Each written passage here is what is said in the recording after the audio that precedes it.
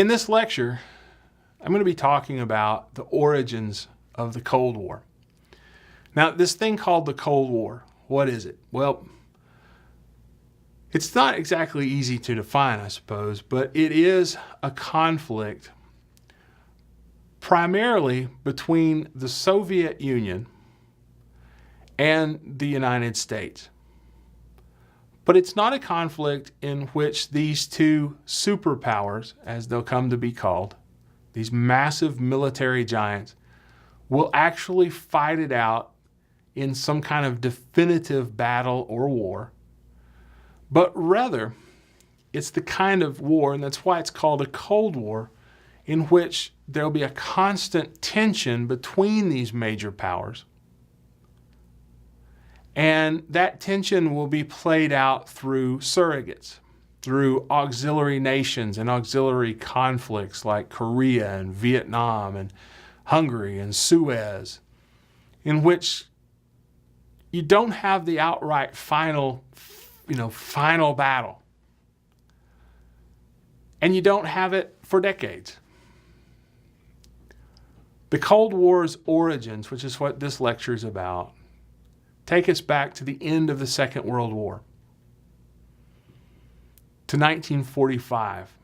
But I'm going to argue that the roots, if we trace them out, probably go back much further than that.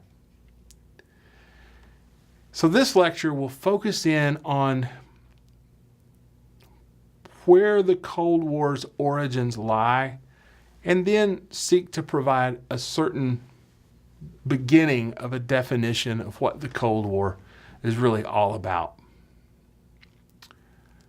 Like any argument that I make, you're welcome to agree or disagree, but hopefully we can all agree on certain substantial and fundamental facts that help us, I think, to think together about what this thing, the Cold War, meant and perhaps still means.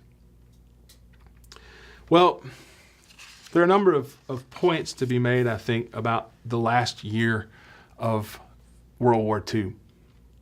Recall, among other things, of course, that the Soviet Union and the United States are allies against Nazi Germany and will be allies before the end of the war against Japan as well. But on April the 12th, 1945, Franklin Roosevelt dies at Warm Springs, Georgia. He had gone there often to be among the Georgia people. He enjoyed them very much, but also to visit Warm Springs for his own health ailments and, frankly, for some other extracurricular activities as well, most likely. Roosevelt, really by 1944, by his final re-election, was not a well man. He looked bad, and hopefully you'll have a chance to see pictures of Roosevelt, but the bags under his eyes, the strain of 4 elections, 1 election and 3 re-elections, of his time in office, of the Great Depression, the New Deal, and then leading the country through World War II, would have, probably worn out anyone. It didn't help that Roosevelt was challenged as far as exercise, keeping his health up, but also that he was an inveterate smoker. He drank. You add that to the stress, and his health probably had to give at some point. And 1945, April, somewhat unexpectedly for the American people, his health gave way. Into his place, of course, stepped this little-known figure. The Democratic Party had determined that the choice for vice president in the 1944 election would be this Missourian, the man from Independence, Harry Truman, who had come up through machine politics of Kansas City. And, he didn't appear to be a particularly deep thinker. He was in some ways like Warren Harding. He was a good machine man, and he'd served in the United States Senate. He won, some respect in the Senate, but he was a backroomer. He enjoyed the after-hours drinking in the offices. He enjoyed the camaraderie of the Senate. And when the party called on him to be vice president, he answered the call. But I don't think that anyone, even within the Democratic Party, necessarily suspected the role that Harry S. Truman would ultimately play in world events. And interestingly enough, Truman continues to be a bit of a symbol today, not merely for the Democratic Party, but for the Republican Party as well. And a lot of that's domestic, but some of it, of course, has to do with international affairs. It turns out that this little-known Democratic politician from Missouri would face some monumental challenges. It would be his, or it would fall to him, to see the United States through the very end of the Second World War and really to usher in the so-called Cold War. He, Harry Truman, would be faced with this program, the Manhattan Project, that Roosevelt had been aware of, but Truman had never really been informed about.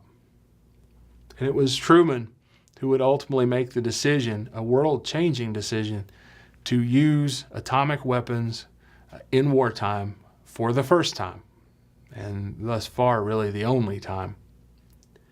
On August the 6th, of course, the first atomic bomb was dropped on Hiroshima in Japan in an effort arguably to end the war quickly, but it led to the deaths of well over 100,000 Japanese civilians.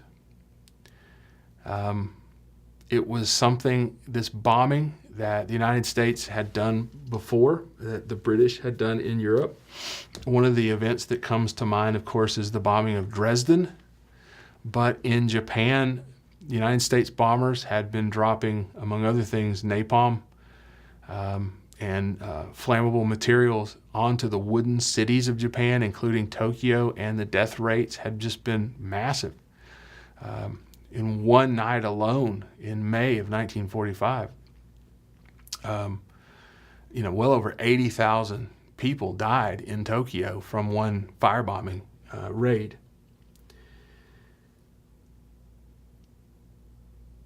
August the 9th, when Japan refuses to surrender, of course, a second atomic weapon is dropped by the United States, this time on the city of Nagasaki.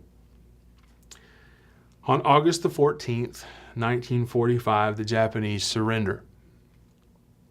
The costs of this war have been massive. 17, almost 20 million combatants dead. The line between soldier and civilian has been absolutely fuzzy, so that when 17 million combatants, estimate 17 to 20 are dead, you're also talking about 18 million civilian deaths related to the war. Europe lies in absolute ruins. Germany is decimated. Britain has been bombed. France has been bombed. The Soviet Union is suffered from the German invasion. Poland torn apart. The Mediterranean torn apart. It's just an absolute mess. In the Pacific, China, which was invaded early on by Japan, torn apart. And Japan itself is just decimated by American bombing. Its political system, everything in ruins.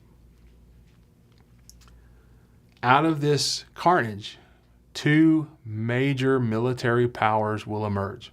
These are the two largest and best armed of the belligerent nations. And of course, these will be the Soviet Union and the United States. While the Soviet Union has suffered during the war, in terms of military power, it is, it's powerful.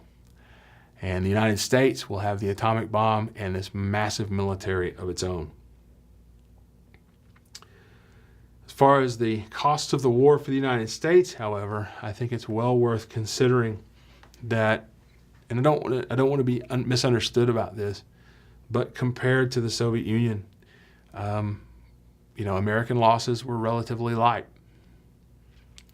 16.4 million men and women served. Total deaths related to military service, related to the war, somewhere around 400,000. Wounded, 670,000. In terms of the loss of American life compared to other wars, The only thing comparable to America's loss during World War II was, of course, the Civil War. But that still is very different from the Soviet Union.